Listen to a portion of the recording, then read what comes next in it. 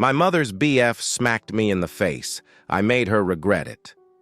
When I was 8 years old and still living with my mother, she got a secret boyfriend that she kept secret from the majority of her siblings as well as my stepdad at the time. My mother has always been irresponsible.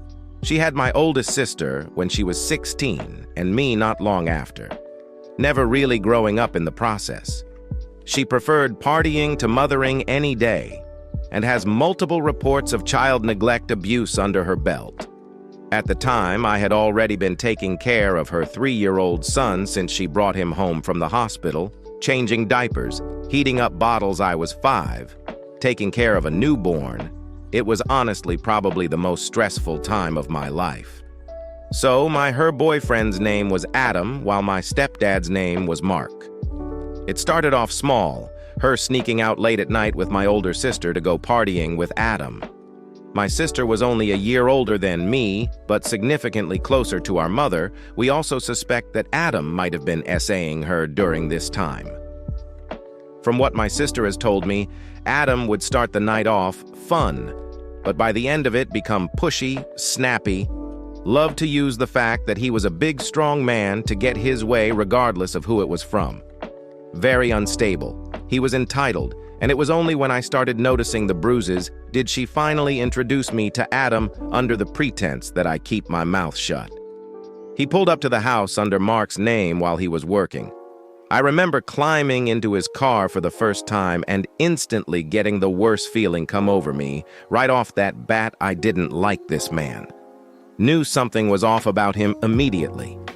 Now I've always had curly platinum blonde hair, one of the very few things my mother would brag about me or actively resent because she was dirty blonde. I'm prone to people touching my hair without permission, usually old church ladies or friends' parents fawning over the color and curls. I hadn't even said hello to this man when he reached back and tried to run his fingers through my hair. My stomach churned and I tried to recoil from his touch, pushing his hand away with a very small "no thank you." He didn't like that. It happened so fast, I barely registered the back of his hand slamming into the side of my face. I felt my sister flinch in the seat next to me, but her and my mother remained dead silent. He yelled at my mother about how he needed to be respected at all times, and if her children couldn't behave, then they should be beaten. He went on to snidely remark that it shouldn't be his job to beat her children, but he would if something like this happened again. We hadn't even left the property yet, and at this point my nose was bleeding. He demanded I get out of his vehicle, and at this point I knew it would be days to a week before I would see my mother or sister again. I started to cry, pathetically uttering out the word "mommy." She wouldn't even turn to look at me. He then screamed at me to get out and was about to turn around again, but I shot out the back seat. He sped away before I could even get the door shut. Looking back, I don't know why she didn't think I would say anything. Maybe because Mark could be just as scary. But as far as I'm concerned, he was the only adult that half cared about my well-being. Not only did I tell him about Adam and the slap, but after finding Adam's eldest son's number in one of my mother's various phones, I was able to find out the exact time they would be back. So Mark leaped into action to catch them red-handed with me as his accomplice. He borrowed his mother's car, parking a few houses down to make it seem like he had gone to work once I got the message from Adam's son that my mother was leaving. He stupidly pulled into the driveway and Mark slammed on the gas and trapped his car, pulling up behind it.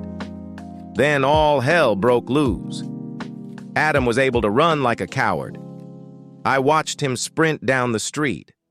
My mother was not so lucky. She was beaten to about an inch of her life. Wasn't the first time this happened, and far from the last, by Mark in the front seat while my sister screamed and begged him to stop from the back. He slashed all 4 tires, cracked or broke every single window, including the windshield, before having it towed away. And where was I? Watching from the front window after locking my baby brother in the closet. It would still be 2 years before I was permanently removed from that situation, and I still have so many horror stories from this time. But I won't forget the time justice was served to my abuser as quick as slap to the face.